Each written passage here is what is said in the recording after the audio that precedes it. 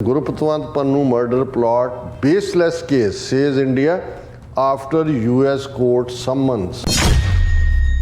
The case was based on unwarranted and unsubstantiated imputations. We have taken certain action and the allegations are being inquired into by a high level committee. वो 1 साल हो गया इन्हां दी committee नूं अजे तक culprit नहीं लभे. I would only invite your attention to the person behind the particular case whose antecedents are well known. He said, referring to Mr. Pannu, the man FBI has said was being targeted.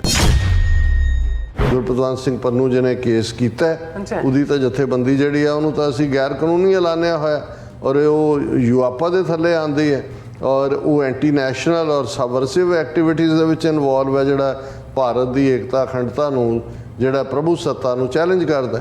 ਇਹ ਤੁਹਾਡੇ law ਦੇ ਥੱਲੇ ਹੈ ਨਾ ਜੀ. ਇੱਥੇ ਤਾਂ ਉਹ ਪੋਲੀਟੀਕਲ ਐਕਟਿਵਿਸਟ ਹੈ.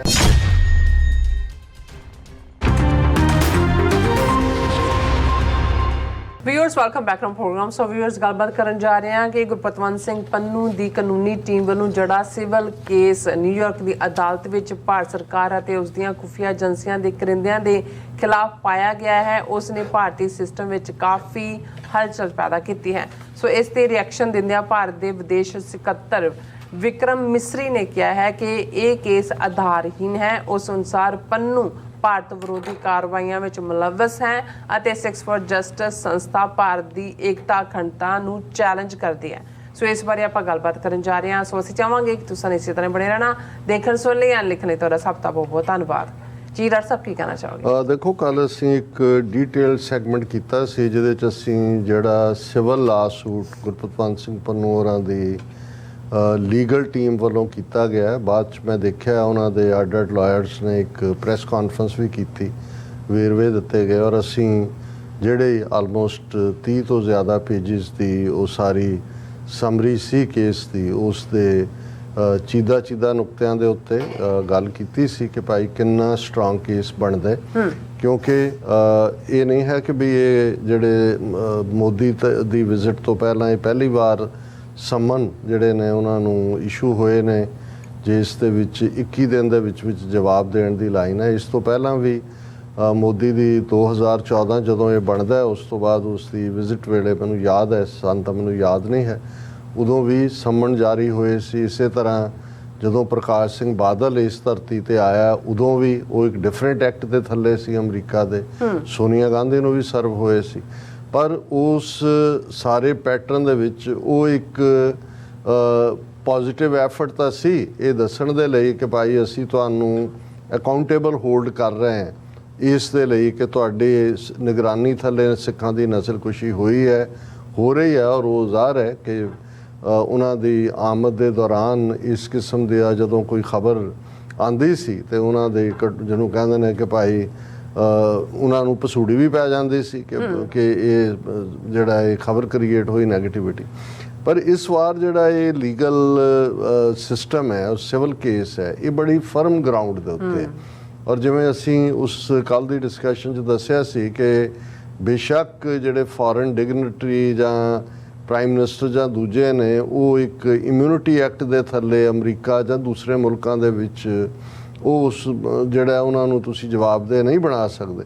ਲੇਕਿਨ ਜਿਹੜਾ ਦੂਸਰਾ ਪਾਸਾ ਜਿਹੜਾ ਅਮਰੀਕਨ ਸਿਟੀਜ਼ਨਸ ਦੇ ਰਾਈਟਸ ਨੂੰ ਡਿਫੈਂਡ ਕਰਦਾ ਹੈ ਔਰ ਖ਼ਾਸ ਤੌਰ 'ਤੇ ਜਿਹੜਾ ਇੰਟਰਨੈਸ਼ਨਲ ਲਾਅ ਦੀ ਵਾਇਓਲੇਸ਼ਨ ਹੈ ਔਰ ਜਦੋਂ ਤੁਸੀਂ ਬੇਸ਼ੱਕ ਉਹ ਮਰਡਰ ਨਹੀਂ ਹੋਇਆ ਜਿਹੜਾ ਇਹਨਾਂ ਨੇ ਪਲਾਨ ਕੀਤਾ ਸੀ ਗੁਰਪਤਵੰਤ ਸਿੰਘ ਪੰਨੂ ਦਾ, ਪਰ ਲਾਅ ਦੀ ਟਰਮ ਦੇ ਵਿੱਚ ਵੈਦਰ ਉਹ ਐਕਟ ਜਿਹੜਾ ਉਹ ਫਰੈਕਟੀਫਾਈ ਹੋਇਆ ਜਾਂ ਹੋਣ ਤੋਂ ਪਹਿਲਾਂ ਉਸ ਨੂੰ ਰੋਕ ਦਿੱਤਾ ਗਿਆ, ਉਹ ਉਸੇ 'ਚ ਹੀ ਉਹ ਕ੍ਰਿਮੀਨਲ ਕੈਟਾਗਰੀ ਦੇ ਵਿੱਚ ਹੀ ਆਉਂਦਾ. ਔਰ ਇਸੇ ਤਰ੍ਹਾਂ ਜੋ ਉਹਨਾਂ ਦੇ ਨਿਖਲ ਗੁਪਤਾ, ਕਿਉਂਕਿ ਹੁਣ ਇਹ ਅਮਰੀਕਨ ਜਦੋਂ ਇਹ ਸਾਰੇ ਦੀ ਇਹ ਕੇਸ ਅੱਗੇ ਜਾਏਗਾ, ਕਿਉਂਕਿ ਪਹਿਲੇ ਮਾਮਲਿਆਂ ਦੇ ਵਿੱਚ ਤਾਂ ਅਮਰੀਕਾ ਇਨਵੋਲਵ ਨਹੀਂ ਸੀ, ਜੋ ਉੱਥੇ ਕੀਤਾ ਬਾਦਲ ਨੇ ਕੀਤਾ ਜਾਂ ਮੋਦੀ ਦੇ ਥੱਲੇ ਸੀ ਜਾਂ ਕੋਈ ਹੋਰ ਪ੍ਰਾਈਮ ਮਿਨਿਸਟਰ ਦੇ ਥੱਲੇ ਸੀ. ਹੁਣ ਤਾਂ ਕਿਉਂਕਿ ਅਮਰੀਕਾ ਦੀਆਂ ਲਾ ਐਨਫੋਰਸਮੈਂਟ ਏਜੰਸੀਜ਼ ਨੇ ਹੀ ਇਸ ਗੁਰਪਤਵੰਤ ਪੰਨੂ ਮਰਡਰ ਪਲਾਟ ਨੂੰ ਫਾਈਲ ਕੀਤਾ ਔਰ ਉਹਨਾਂ ਨੇ ਹੀ ਜਿਹੜਾ ਚੈੱਕ ਕੋਰਟ ਦੇ ਵਿੱਚ 4 ਸਟੇਜਸ ਉਹਨਾਂ ਦੇ ਕਨਸਟੀਟਿਊਸ਼ਨਲ ਕੋਰਟ ਤੱਕ ਉਹਨਾਂ ਦੇ ਜਸਟਿਸ ਡਿਪਾਰਟਮੈਂਟ ਤੱਕ ਨਾ ਭਿੜ ਕੇ ਕਾਨੂੰਨੀ ਭਿੜੰਤ ਉਹਨੂੰ 1 ਸਾਲ ਬਾਅਦ ਲਿਆਂਦਾ ਇੱਥੇ ਡਿਸਟ੍ਰਿਕਟ ਕੋਰਟ ਦੇ ਵਿੱਚ ਨਿਊਯਾਰਕ ਦੇ ਉਹਦੇ ਖਿਲਾਫ ਜਿਹੜੀ ਹੈ ਇੰਡਾਇਕਟਮੈਂਟ ਵੀ ਹੋਈ, ਫਿਰ ਜਿਹੜੀ ਹੈ ਉਸ ਨੂੰ ਹੁਣ ਉਹ ਟ੍ਰਾਇਲ ਦੇ ਵਿੱਚ ਕੇਸ ਜਾ ਰਿਹਾ। ਸੋ ਇਹ ਕਾਫੀ ਫਰਮ ਫੁਟਿੰਗ ਦੇ ਉੱਤੇ ਗੱਲ ਹੈ ਔਰ ਜ਼ਾਹਰ ਹੈ ਕਿ ਵੀ ਬੜੀ ਕਾਬਲ ਲੀਗਲ ਟੀਮ ਇਸ ਨੂੰ ਹੈਂਡਲ ਕਰੇਗੀ। ਹੁਣ ਇਹਦੇ 'ਚ ਕਿਉਂਕਿ ਇਹ ਗੱਲ ਇਕੱਲੀ ਇਹ ਨਹੀਂ ਹੈ ਕਿ ਵੀ ਇਹਦੇ 'ਚ ਜ਼ਾਹਰ ਹੈ ਕਿ ਕਲੇਮ ਤਾਂ ਤੁਸੀਂ ਜਿਹੜਾ ਉਹ ਡੈਮੇਜ ਜੋ ਹੋਇਆ ਇਮੋਸ਼ਨਲ ਸਾਈਕੀ ਨੁਕਸਾਨ, ਜਿਹੜਾ ਸੇਫਟੀ ਦਾ ਫੀਅਰ, ਸਾਈਕੋਲੋਜੀਕਲ ਟਰਾਮਾ, ਦੂਜੇ ਤੀਜੇ ਔਰ ਉਹਦਾ ਤੁਸੀਂ ਕੰਪਨਸੇਸ਼ਨ ਲੱਭਦੇ ਹੋ। ਪਰ ਇਸ ਸਭ ਦੇ ਲਈ ਜਿਹੜੀ ਜਵਾਬਦੇਹੀ ਹੈ ਉਹ ਇੰਡੀਅਨ ਗਵਰਨਮੈਂਟ ਜ਼ਾਹਰ ਹੈ ਮੋਦੀ ਔਰ ਦੂਸਰਾ, ਫਿਰ ਉਹਨਾਂ ਦਾ ਮੇਨ ਗੁਰੂ ਘੰਟਾਲ ਬਦਮਾਸ਼ ਅਜੀਤ ਡੋਵਾਲ, ਫਿਰ ਜਿਹੜਾ ਉਹਨਾਂ ਦੇ ਨਾਲ ਜੁੜਿਆ ਹੋਇਆ ਜਿਹੜਾ ਗੋਇਲ ਜਿਹੜਾ ਰਾਹ ਦਾ ਚੀਫ ਸੀ, ਜਿਹੜਾ ਹੁਣ ਜੀ ਸਿਕਿਉਰਿਟੀ ਲੈ ਕੇ ਘੁੰਮ ਰਿਹਾ, ਔਰ ਇੱਥੇ ਵਿਕਰਮ ਯਾਦਵ ਜਿਸ ਨੂੰ ਵਾਸ਼ਿੰਗਟਨ ਪੋਸਟ ਨੇ ਨੇਮ ਕੀਤਾ ਸੀ ਉਹਦਾ ਹੈਂਡਲਿੰਗ ਏਜੰਟ ਸੀ, ਔਰ ਨਿਖਲ ਗੁਪਤਾ ਜਿਹਨੂੰ ਜ਼ਾਹਰ ਹੈ ਜਿਸ ਦੇ ਖਿਲਾਫ ਇੰਡਾਇਕਟਮੈਂਟ ਜਿਹੜੀ ਹੈ ਉਹ ਫਾਈਲ ਹੋਈ ਹੈ। ਹੁਣ ਇਹਨਾਂ ਹਾਲਾਤਾਂ ਦੇ ਚੱਲਦੇ ਆ ਕਿਉਂਕਿ ਕੱਲ ਤੱਕ ਤਾਂ ਇਹ ਵੱਡੀ ਖਬਰ ਸੀ, ਹੁਣ ਅਸੀਂ ਇਹ ਦੇਖਣਾ ਚਾਹੁੰਦੇ ਸੀ ਵੀ ਇੰਡੀਅਨ ਗਵਰਨਮੈਂਟ ਔਰ ਇਹ ਐਨ ਇਸ ਮੌਕੇ ਤੇ ਜਦੋਂ ਮੋਦੀ ਅਮਰੀਕਾ ਦੀ ਧਰਤੀ ਤੇ ਲੈਂਡ ਹੋਣ ਵਾਲਾ ਹੈ ਔਰ ਇੰਡੀਅਨ ਕੌਂਸੂਲੇਟ ਨੂੰ ਉਹਨਾਂ ਨੇ ਨੋਟਿਸ ਭੇਜਿਆ, ਸੰਮਨ ਹੀ ਸੀ ਕਹਿੰਦੇ ਉੱਥੇ ਆ ਜਾਏ ਕਿ ਜੀ ਸੰਮਣ ਆ ਗਿਆ ਤਾਂ ਸਾਰਾ ਮਹੱਲਾ ਰੋਣ ਲੱਗ ਜਾਂਦਾ ਸੀ ਵੀ ਸੰਮਣ ਆ ਗਿਆ। ਹੁਣ ਇੱਥੇ ਸੰਮਣ ਦਾ ਮਤਲਬ ਹੀ ਹੈ ਵੀ ਤਲਬ ਕਰੋ, ਇਹ ਕੋਈ ਇਨਵਾਈਟ ਨਹੀਂ ਹੈ ਕਿ ਵੀ ਆਓ ਜੀ ਆਪਣੀ ਐਕਸਪਲੇਨੇਸ਼ਨ ਦਿਓ। ਅਦਾਲਤ ਨੇ ਕਾਰਵਾਈ ਕੀਤੀ ਔਰ ਇੰਡੀਅਨ ਕੌਂਸੂਲੇਟ ਜਿਹੜਾ ਹੈ ਉਹ ਕਿਉਂਕਿ ਰਿਪਰੈਜ਼ੈਂਟ ਕਰਦਾ ਹੈ ਇੰਡੀਅਨ ਸਟੇਟ ਨੂੰ ਆਫੀਸ਼ੀਅਲੀ, ਔਰ ਇਹਦੇ 'ਚ ਇੰਡੀਅਨ ਸਟੇਟ ਜਿਹੜੀ ਆ ਉਹ ਕਲਪਰੇਟ ਹੈ।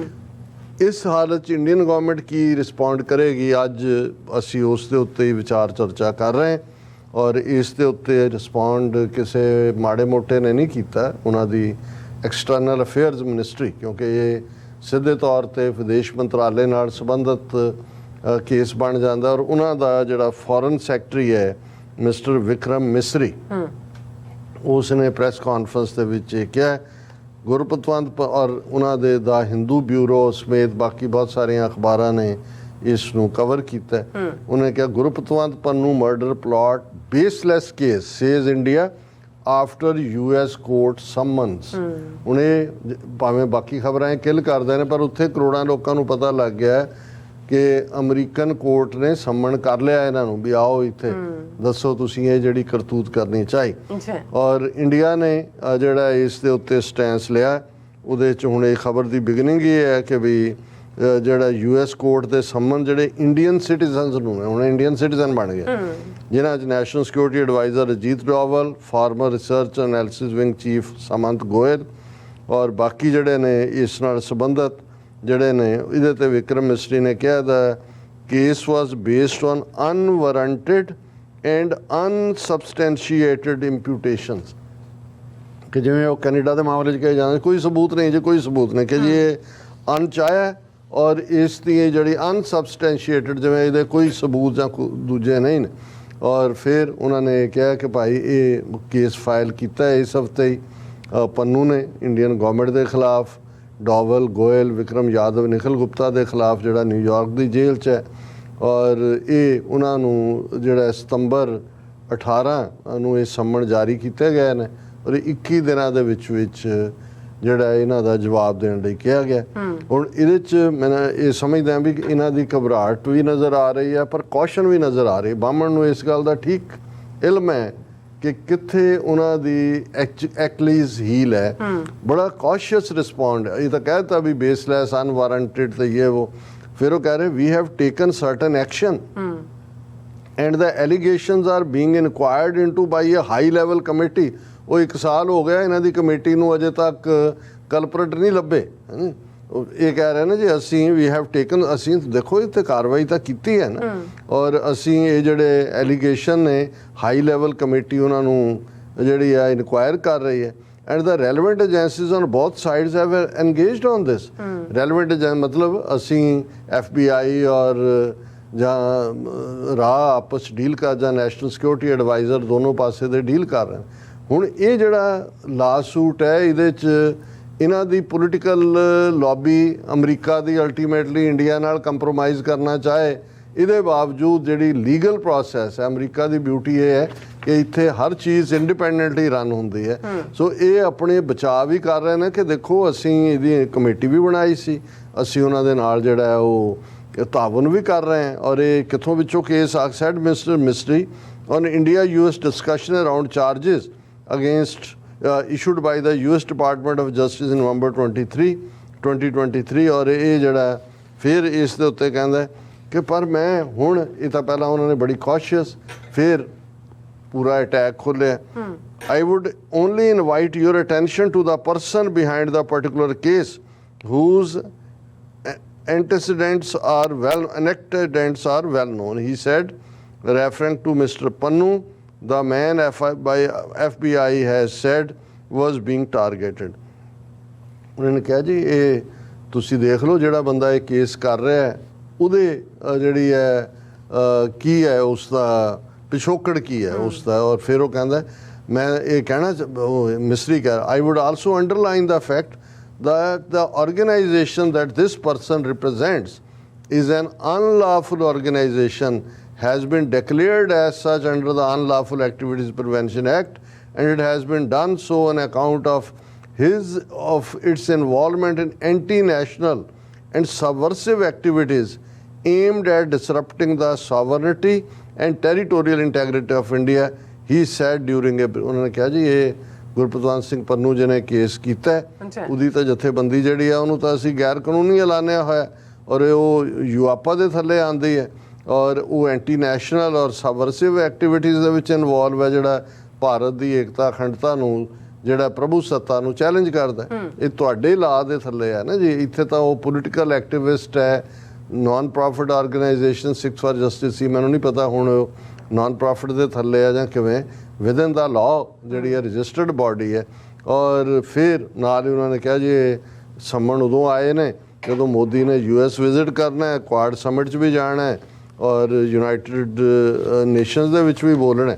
ਸੋ ਅਸੀਂ ਇਹ ਅੰਦਾਜ਼ਾ ਲਾ ਸਕਦੇ ਹਾਂ ਕਿ ਭਾਈ ਇਹ ਜਿਹੜਾ ਮੂਵ ਹੈ ਸਿਵਲ ਸੂਟ ਦਾ, ਇਹਦੀ ਟਾਈਮਿੰਗ ਵੀ ਜ਼ਬਰਦਸਤ ਔਰ ਇਸ ਤੋਂ ਤੁਸੀਂ ਕੌਸ਼ੀਅਸ ਹੈ ਰਿਐਕਸ਼ਨ। ਜਿਵੇਂ ਉਹਨਾਂ ਨੇ ਪਹਿਲਾਂ ਇੰਨਾ ਕਹਿ ਕੇ ਕਿ ਜੀ ਦੇਖੋ ਅਸੀਂ ਤਾਂ ਕਮੇਟੀ ਵੀ ਬਣਾਈ ਹੈ, ਅਸੀਂ ਲੀਗਲ ਵੀ, ਕਿਉਂਕਿ ਉਹਨਾਂ ਨੂੰ ਪਤਾ ਹੈ ਵੀ ਹੁਣ ਜੋ ਵੀ ਇੰਡੀਆ ਨੇ ਹੁਣ ਲਾ ਕਾਨੂੰਨ ਦੇ ਦਾਇਰੇ 'ਚੋਂ ਆਏ ਹੋਏ ਨੇ, ਹੁਣ ਜੋ ਵੀ ਕਹਿਣਗੇ ਉਹ ਕੱਲ੍ਹ ਨੂੰ ਐਜ਼ ਏ ਐਵੀਡੈਂਸ ਕੋਰਟ ਦੀ ਕਾਰਵਾਈ ਦੇ ਵਿੱਚ ਪੇਸ਼ ਕੀਤਾ ਜਾਏਗਾ। ਇਸ ਲਈ ਉਹਨਾਂ ਨੇ ਆਪਣਾ ਉਹ ਸੇਫ ਪਰ ਨਾਲ ਦੀ ਨਾਲ ਜਿਹੜਾ ਉਹ ਆਰਗੂਮੈਂਟ ਹੈ ਉਹ ਲੈਣ ਦਾ। ਹਾਲਾਂ ਉਹਨਾਂ ਦੇ ਇੱਕ ਹੋਰ ਮਿਨਿਸਟਰ ਜਾਂ ਕਿਸੇ ਨੇ ਕਿਹਾ ਕਿ ਜੀ ਇਹ ਤਾਂ ਜੁਰਿਸਡਿਕਸ਼ਨ ਹੀ ਨਹੀਂ ਹੈ। ਇਹ ਹੁਣ ਤੁਹਾਨੂੰ ਸਮਝ ਆਏਗੀ ਜੁਰਿਸਡਿਕਸ਼ਨ ਜਦੋਂ ਤੁਹਾਡੇ ਜਿਹੜਾ ਉਹ ਪਾ ਕੇ ਸੰਗਲ ਤੁਹਾਨੂੰ ਘੜੀਸ ਕੇ ਅਮਰੀਕਾ ਲਿਆਂਦਾ ਜਾਏਗਾ। ਜੀ ਬਿਲਕੁਲ, ਤੁਹਾਡਾ ਬਹੁਤ ਬਹੁਤ ਸ਼ੁਕਰੀਆ। ਸਾਥ ਲੈਣ ਬ੍ਰੇਕ ਪਿਓਰਸ ਤੁਸੀਂ ਇਸੇ ਤਰ੍ਹਾਂ ਬਣੇ ਰਹਿਣਾ। ਮਿਲਦੇ ਹਾਂ ਛੋਟੇ ਜਿਹੇ ਬ੍ਰੇਕ ਤੋਂ ਬਾਅਦ।